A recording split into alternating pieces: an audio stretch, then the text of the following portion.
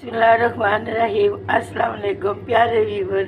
ये मेरे 2 पेड़े हैं, तो इनमें मैंने मीठी रोटी बनानी है और इसमें क्या क्या डालना है। चीनी है, छोटी इलायची के बीज हैं और सौंफ हैं। तो अब मैं बताती हूँ कि इसको किस तरह बनाना है।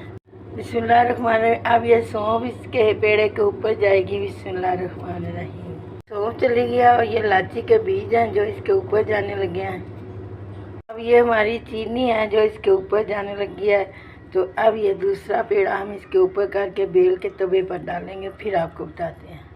रोटी हमने बेल लिया तो अब तवे पे डालते हैं।